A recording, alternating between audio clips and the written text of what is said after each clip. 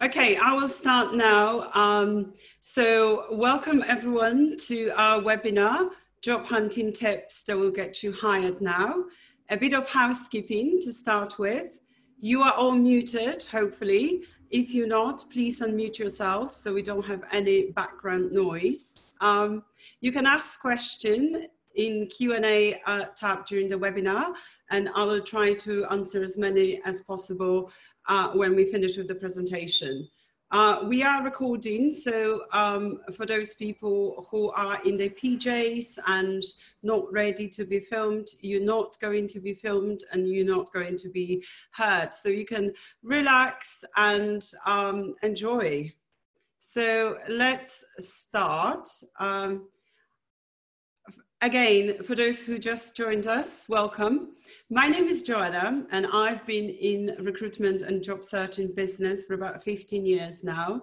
I've got experience in CV reviews, social media search, networking strategy, interview preparation, career coaching, and job offer negotiations. I'm a director at Research Talent Hub. I set up Research Talent Hub back in 2012. We are a recruitment consultancy and coaching agency specializing in market research, insight, UX research, and data science. I've been personally helping job seekers since 2005. So I want to start by acknowledging that the current situation we are in is not business as usual, and searching for a job is more challenging than what we got used to in the past 10 years. Which was a very candidate-led market. You are frustrated and you have been sending scores of applications and you've been receiving no responses from recruiters and employers. One of my candidates, Anna, said to me the other week, I've been chasing agencies and direct clients that I have applied to jobs with and they do not come back to me. It's very frustrating and not good for my confidence. It seems though as all your hard work has been a complete waste and it can leave you extremely frustrated. The truth is your CV simply won't cut it if you want to secure a job in such a competitive market.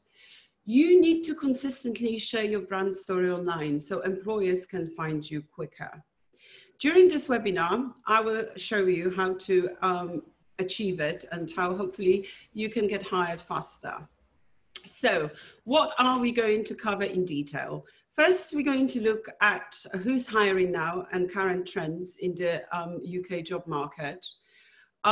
We have a look at what job searching errors you might be making right now. We'll definitely concentrate how to get hired with your LinkedIn and create a winning LinkedIn profile. And we also look at your content and how to create a winning online content.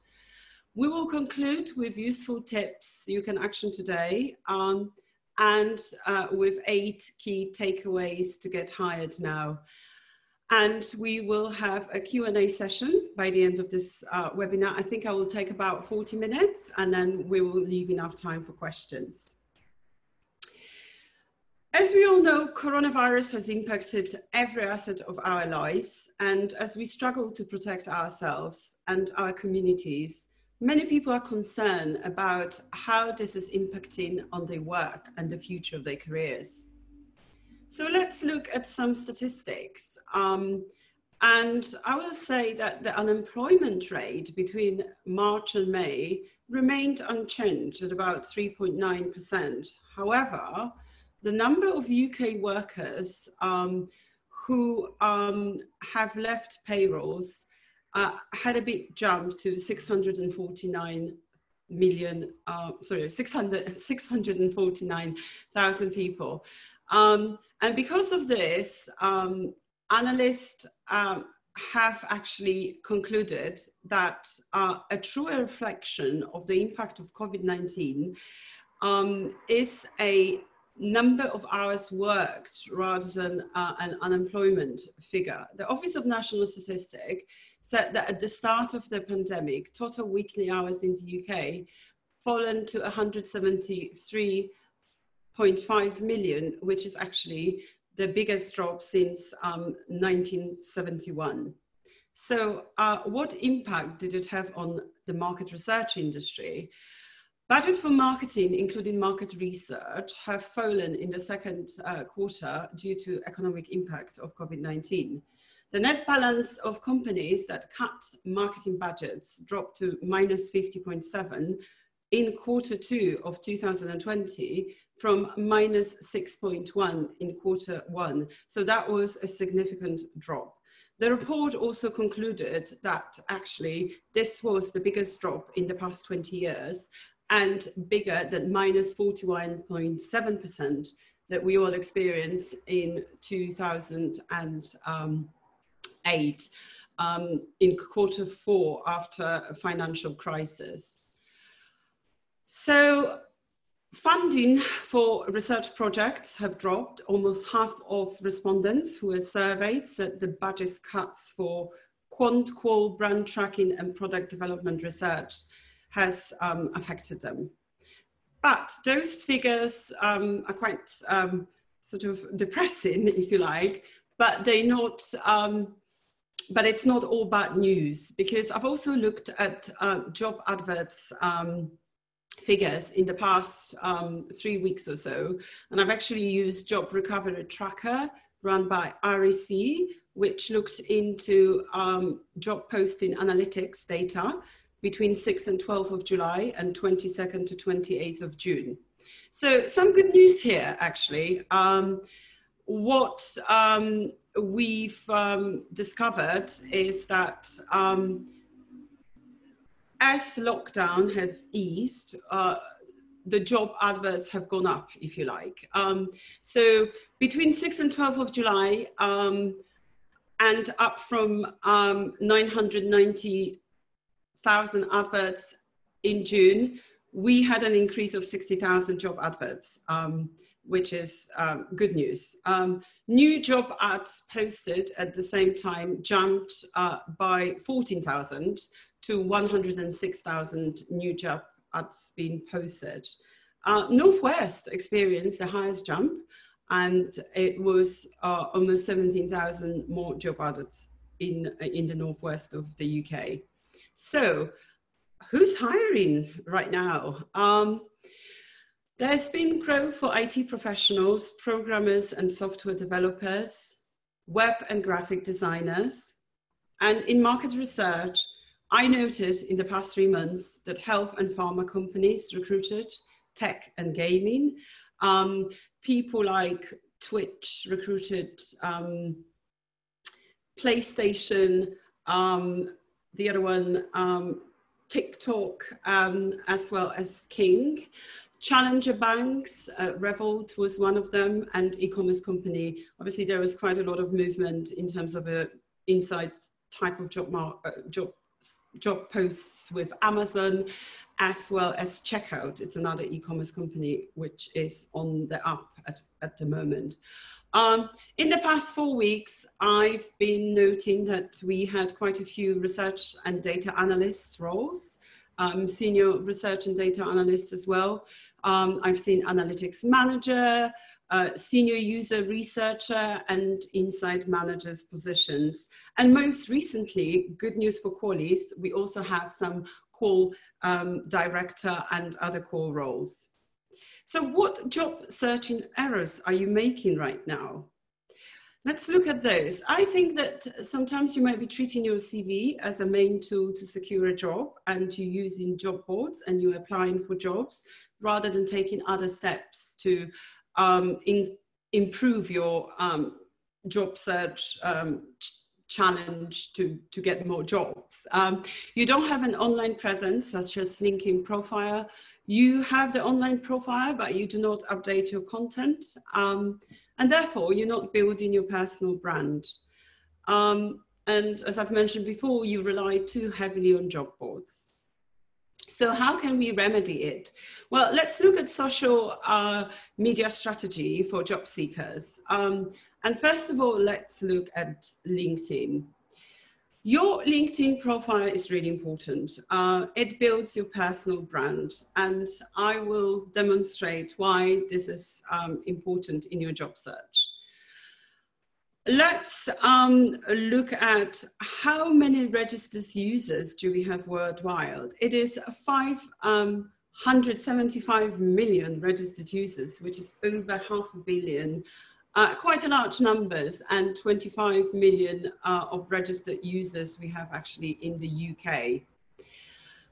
We have 250 million active users. Those are people who use LinkedIn on a daily basis, and 80% of job opportunities come through LinkedIn. So it's really, really crucial to learn how to stand out in the top 1%. Some other statistics for you as well. LinkedIn is the #1 channel to distribute content. LinkedIn drives more traffic to business blogs and sites. And it's been noted that LinkedIn is 277% more effective in generating leads than Twitter or Facebook. So how do we get hired with LinkedIn? Yes, let's start from the basics. And the basics is your LinkedIn profile. So first of all, make sure you include a photo on your LinkedIn profile. I know it's very obvious, but many people still don't do it. And I've got some statistics here as well. It's been noted that you get 9 times more connections with LinkedIn profile. You get 21 times more profile views and 360 more messages. So make sure you do have a photo. A color photo is probably the best. Also make sure if you can get it professionally done, great. If not, make sure you have your head and shoulders on this photo rather than a cartoon or a little person. And don't put a holiday snap, or don't put yourself drinking wine as well. It's not professional. Try to have your photo as professional as possible. Another thing I wanted to talk about is your background picture. Have a look at your LinkedIn profile right now, and you can see the blue background with white lines and dots. Actually, I would recommend you change it, because obviously this is a templated look, which will help you to stand out from the crowd a little bit more. LinkedIn has a new feature. You can actually put a recording next to your profile. So if you go on your phone, you can't do it on your laptop yet, so you have to do it through your phone. But if you go on your LinkedIn page now on your phone, and you go to your profile and click on a pencil next to your profile picture, it says add name pronunciation. So this feature was originally launched so you can pronounce your name properly. So if someone calls you, they know how to say your name. But I've noticed some people who know about this feature started using it to promote themselves. So you've got 10 seconds to record your message. And actually 10 seconds, it's quite a long time. I could record, my name is Joanna. I'm an agency experience market research manager. I work for a boutique agency, and I would love to connect with you. So you can do it to get yourself set from your competitors. Another thing which is quite important is next section below your headline and picture, which is called About Us. What's so special about us? This is what LinkedIn is going to pick up. So you should have keywords in this section. So pick up 5 keywords that describe your job role. Say if you are a research manager, you can put research insight manager, or a quantitative research manager, or research analyst. But keywords are important, so make sure that those are included.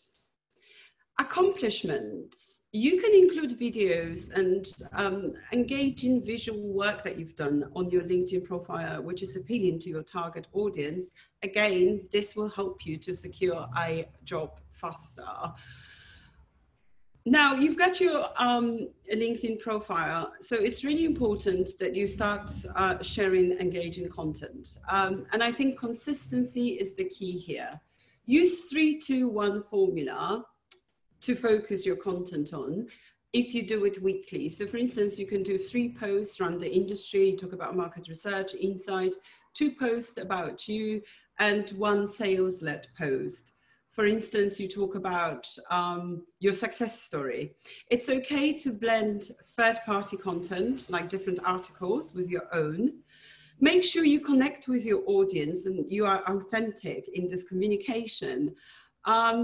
Should you use hashtags? Definitely yes. Use 3 to 5 hashtags. Market research hashtag has got about 349,000 followers. So it's important to use it, I think, in every post that you put on LinkedIn. How-to posts are popular, and if you bullet those posts and put a list, they will probably perform the best. Last thing I want to mention on LinkedIn is recommendations. Have you checked if you have any recommendations on your LinkedIn profile? If not, please do not be shy and ask for recommendations, but only from credible sources. So clients you've worked with or your past employers. How to approach recommendations? I would send someone a soft message via sort of email first, and then you can follow with LinkedIn. But please do remember that they have those templated messages, so I would customize content as well when you send your LinkedIn recommendation request. So this is a profile of someone who used a professional and representable photo, which is good. You can see the headline. This is what I've mentioned before. And this is the keywords that you can put. So, you know, if you are quantitative research manager, you put quantitative research manager, perhaps insight manager, and so forth. I wouldn't put too many of those bullet points because I don't like the profiles with too many, but 3 would be probably sufficient. And the keywords here are in your about section. Again, those are important. So try to have a about section which is quite personal, but remember those keywords.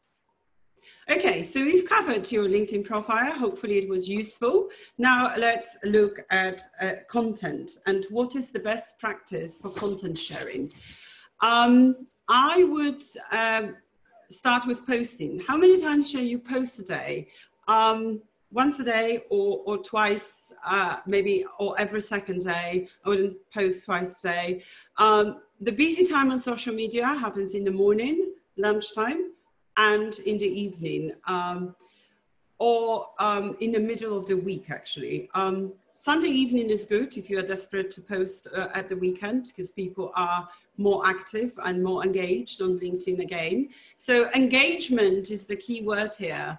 Encourage engagement, but by making, by asking questions or talking about something which is thought-provoking. Mix your own and syndicated content, and by this I mean different articles you can come across on LinkedIn or other social media. Important fact, please make sure you read those articles first, because as we all know, Rebecca Long-Bailey lost the job because she shared the article she did not read, so make sure you do it.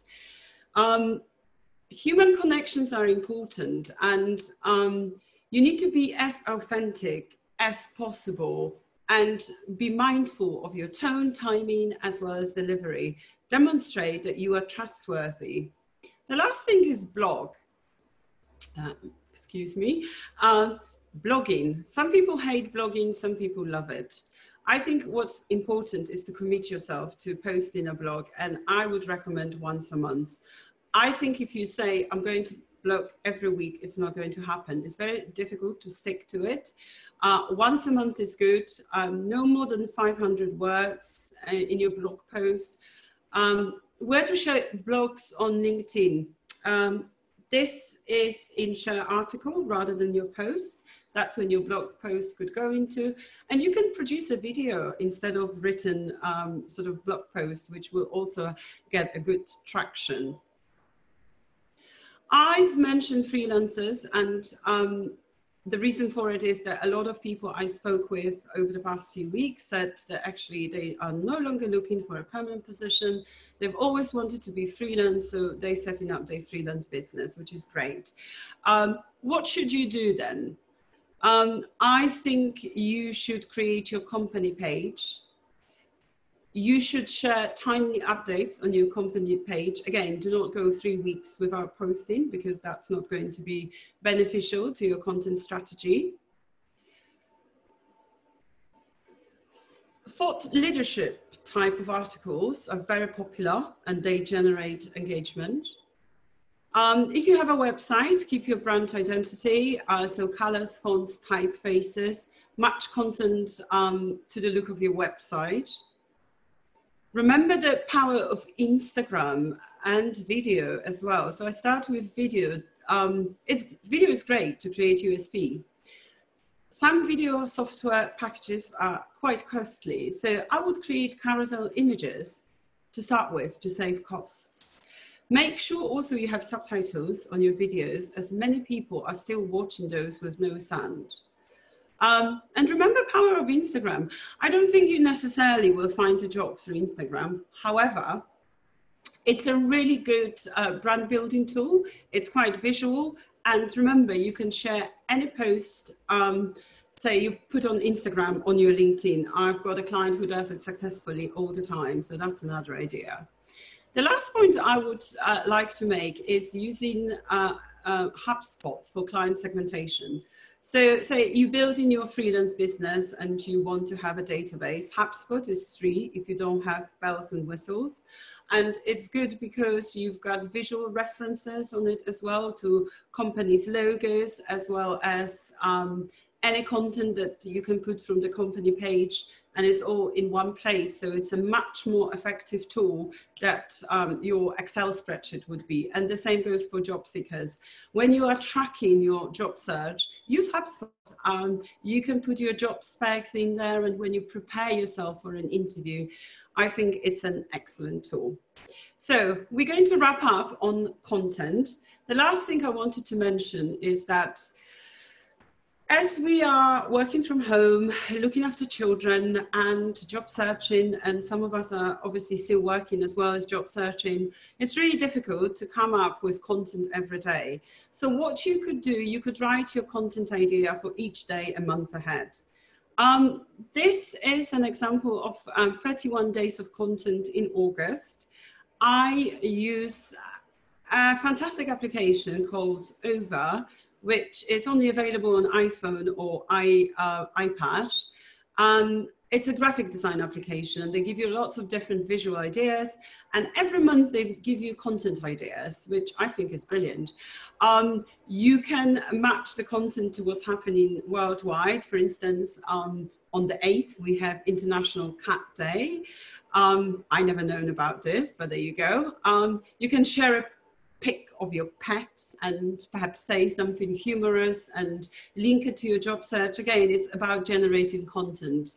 I will send you slides so you can have a look at it. Not perhaps all of those positions will be, or post, I shall say, will be, you know, best for you, but it's worth trying anyway. So let's have a look at action plans for today. A lot of you asked me about CVs, so I wanted to quickly cover your traditional winning CV. First of all, spelling and grammar. There is no excuse in getting anything wrong on your CV.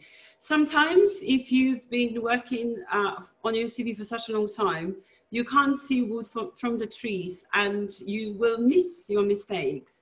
So ask a couple of friends to have a quick proof before sending it out. Personal details.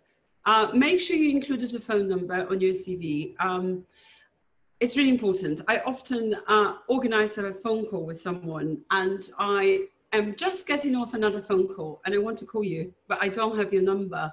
This will make me late. I don't like to be late. So make sure a contact number is on your CV and you don't miss any digits. Remember to include a professional email address. If you had some funny email address at university or at school times, do not use it because it's not professional. Is it worth telling lies? Definitely not. Don't make any wild claims on your CV because you're going to get found out. We have access to so many different sources to make sure that, you know, we do homework on potential candidates. Also, another very important thing, guys, do not leave gaps on your CVs. I understand that people sometimes take sabbatical.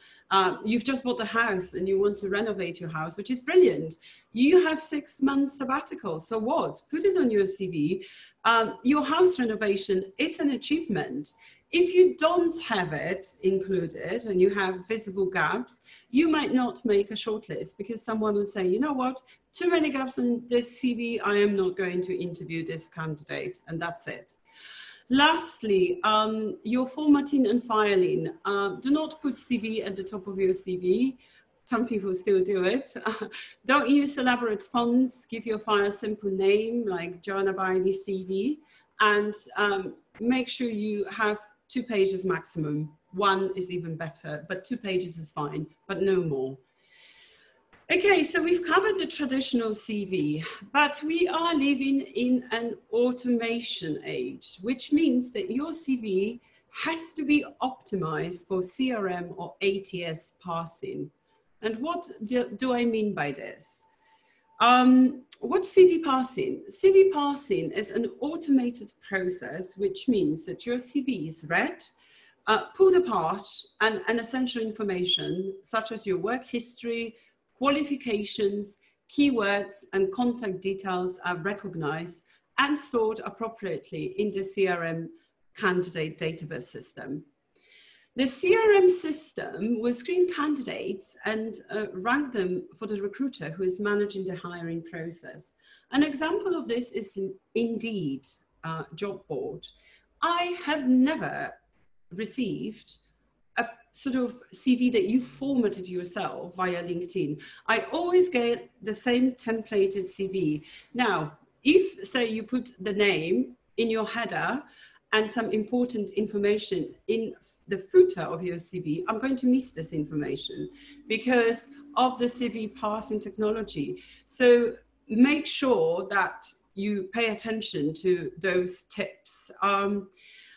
Another thing is saving your CV in the right file. So Word will work, PDF will work. Recruiters love Word, by the way, for some reason. I think it's to do, again, with the ATS system. So make sure you send Word if you can. Do not use images, charts, graphs, and other fancy graphic on your CV. Although sometimes those look great, they will confuse the parsing technology and your CV will not be picked up. Now, you might say, hang on, Joanna, but I want to be different. I've put together a lovely PowerPoint presentation with my CV. So I can't use it. I'm a senior candidate. No, you can. But if you have someone's email address, so you know you are sending it to that particular person and you know that your CV is going to get to this person. If you're using job boards or you're sending your CV and you don't know where your CV goes, make sure your CV is automated because that will help you. The other thing is the keywords. Keywords again, Indeed. You can use words in a job advert you are applying to. So for instance, if you're applying for an insight manager's role, but you are a research manager, put as a headline insight manager, because that's going to be picked up by technology. Make sure that as many keywords appear at the top of your CV, and put your last jobs, obviously, most recently and most recent jobs, I should say, as high at your CV as possible. This will be contributing to your overall score, and the higher the score, the closer the match for the job. Ensure that the sought after words appear in your job title, the headline as well.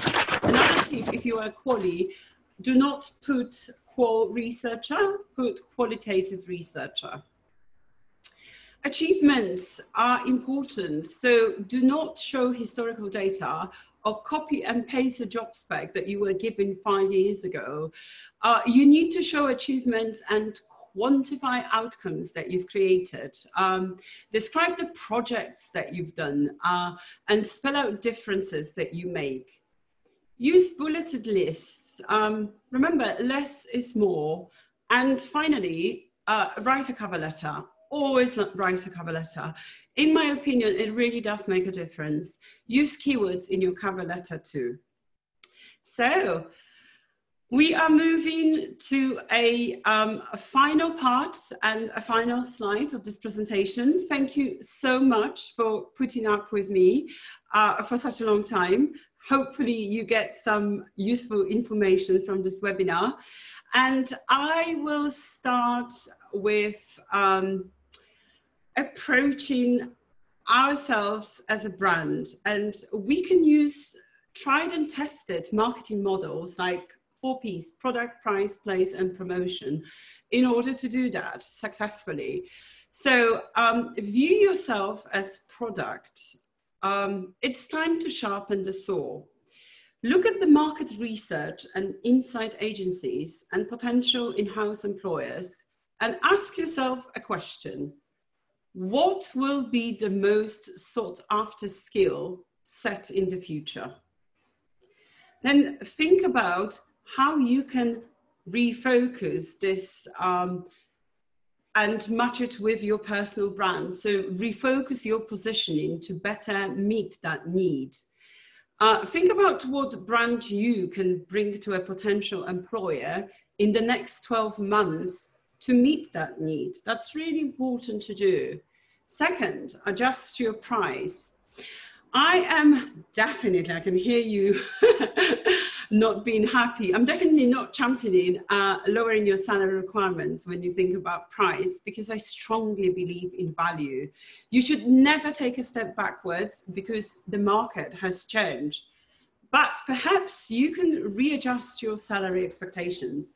So for instance, if previously you were aiming for 12% pay rise in your next career move, you might have to accept a salary which was similar, which is going to be similar to your last one.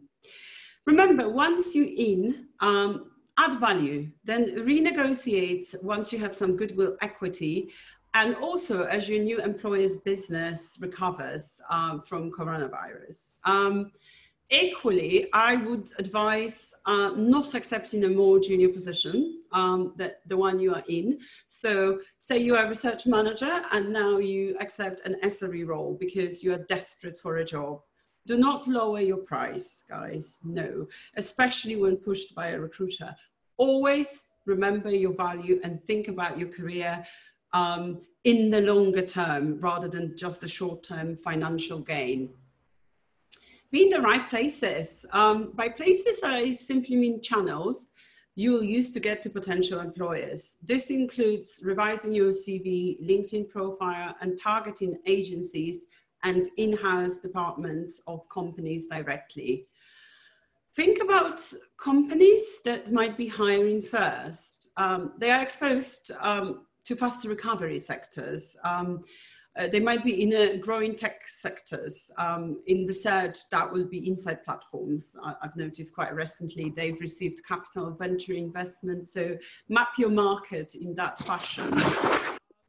And get LinkedIn recommendations and ask for referrals. Like I've mentioned before, there is absolutely no shame in it at all. And people will be more willing than ever to offer you help, so ask.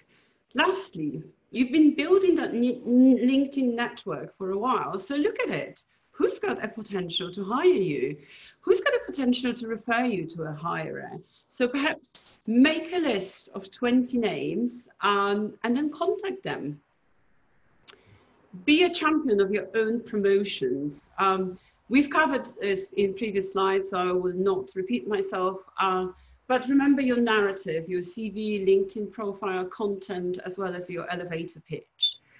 Develop relevant point of view about something that employers are looking for. Write some content, share sort of an article on LinkedIn, and comment on other people's posts. That will all increase your engagement and someone reaching your profile. Lastly, if you are unemployed and you are brave enough, share your job searching story on LinkedIn in an engaging and humorous way. I've seen people who are talking every day, and they are, like I said, quite humorous, and obviously, you know, other people will comment on it, and you might not be connected to this person, but you can see their content, and you never know, there might be someone who will be looking for an individual just as yourself to hire. Focus on your learning. This links nicely with viewing ourselves as products. If we have no job at the moment, we should use this time to learn new skills. So I would recommend to pick up 2 to 3 topics you would like to know more about so you can add value. Say UK UX research, data science, and so forth. I would do 5 to 6 hours of studies on each of those topics. You don't need to do it in one go. You can do like bite-sized studies, but also read blogs and listen to podcasts, attend webinars. All of this will help you. LinkedIn also runs free courses. So how do you do it? If you don't have LinkedIn premium profile, and I would not recommend premium, I don't think it's going to help your job searching hugely, but you can sign up to LinkedIn Learning, and you can have 1 month for free, and therefore you will be able to attend as many courses as possible. And you cancel your subscription a day before it renews. So and obviously, you know, if you love it, and then carry on with this. But that's another way to look through really interesting courses. I was quite impressed with content that they have. Volunteer your time. I know, especially if you're unemployed, it might be tempting to look at jobs at all time, but I will really recommend doing some volunteering. It's a good idea for several reasons, mainly your mental health. I mean, you have a goal.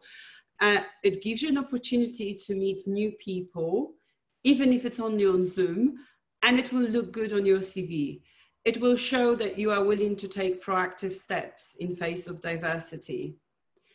And don't forget to take care of yourself. When you are so wrapped up in job hunt, it's easy to forget routine. Like healthy eating or exercise. I do it all the time, unfortunately, but don't. Make time each week for relaxation, eat balanced meals, and go to bed early.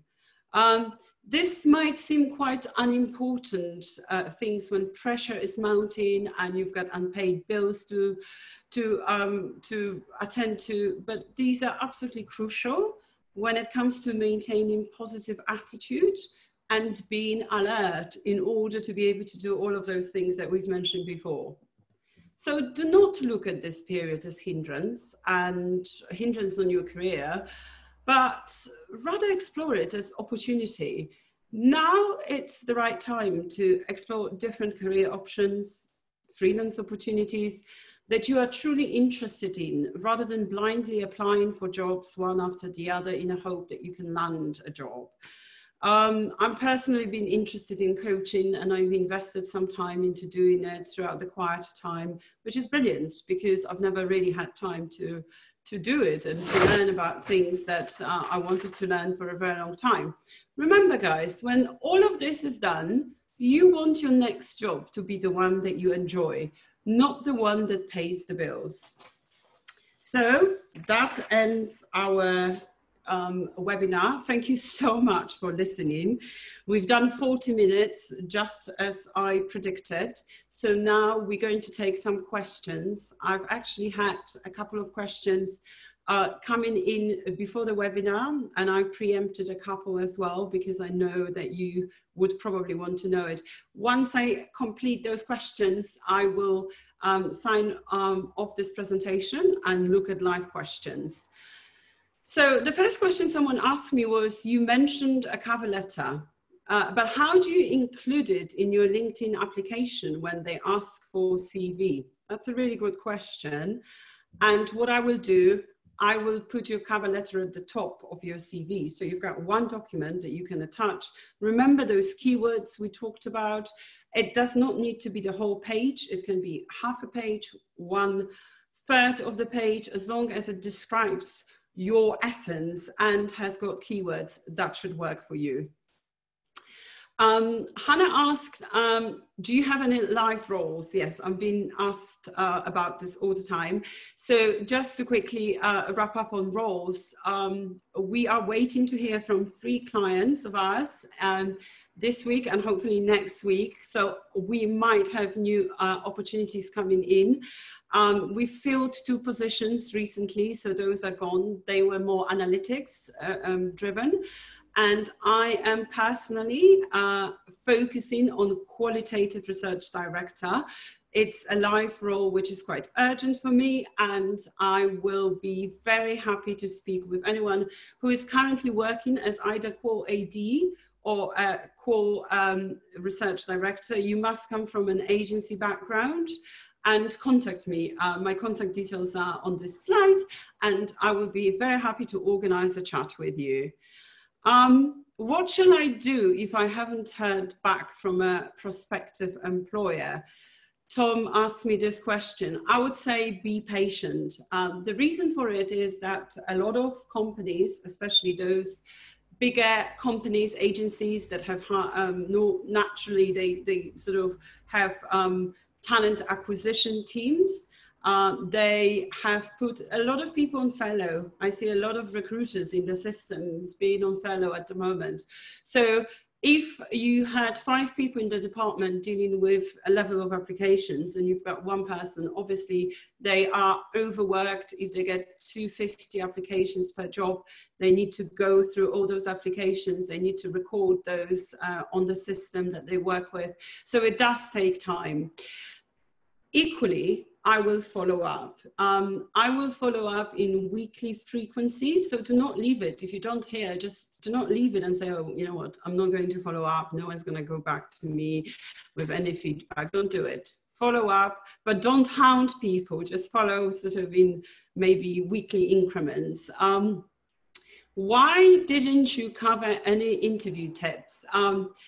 Because this webinar would be too long if I did. I was asked about tips, how you can actually identify jobs in a job market rather than just applying for jobs and not hearing back. But if you are interested, I think it's a very good topic to cover.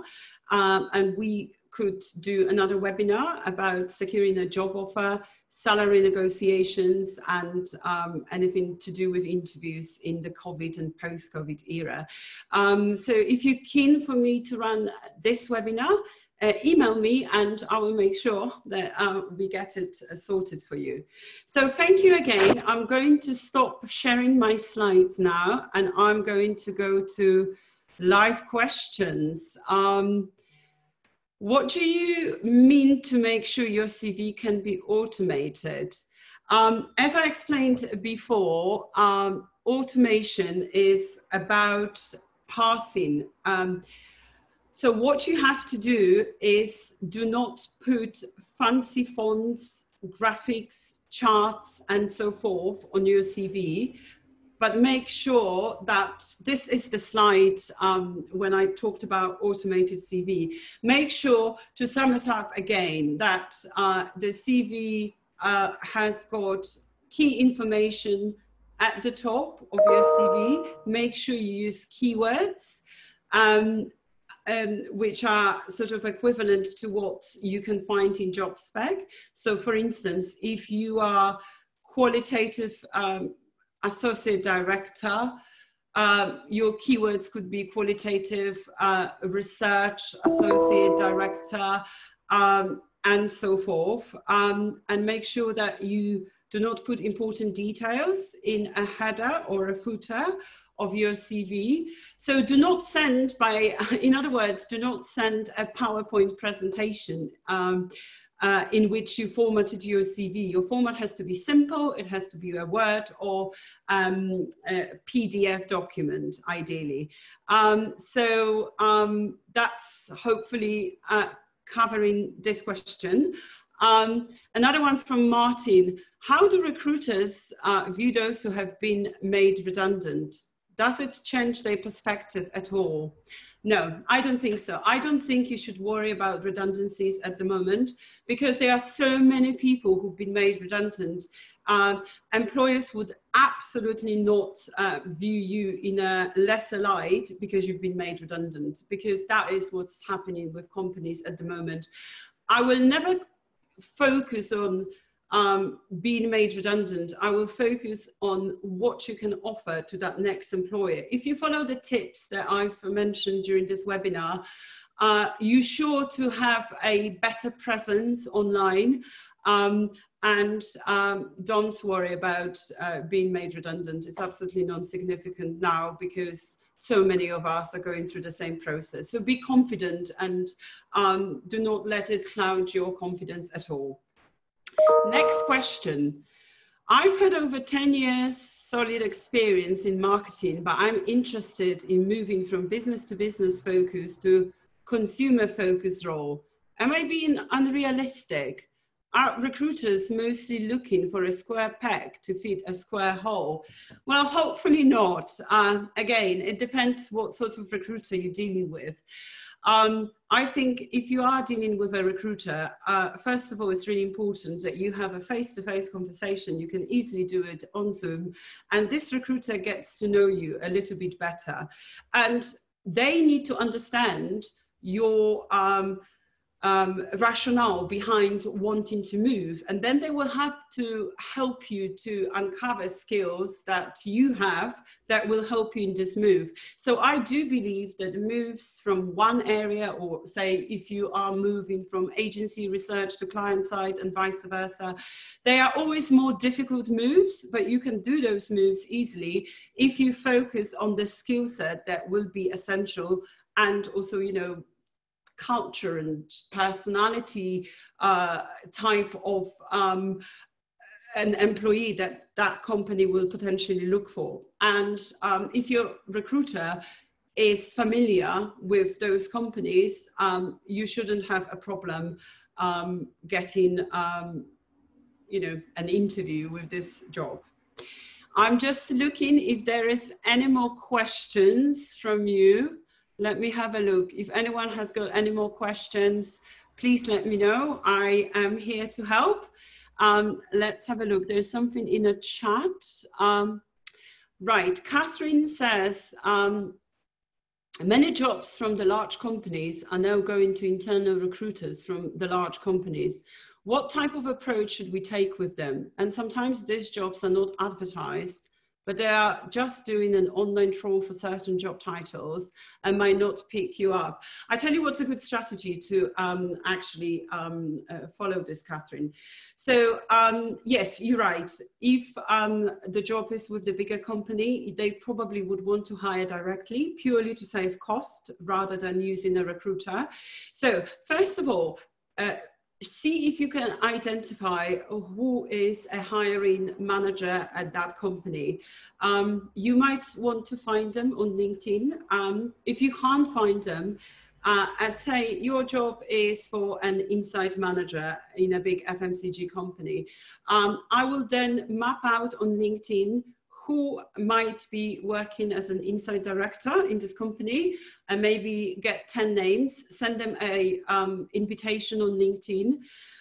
Remember guys, when you send LinkedIn invitations, don't just throw invitations, and if someone accepts it, straight away approach someone with a kind of sales approach, because this is not going to work.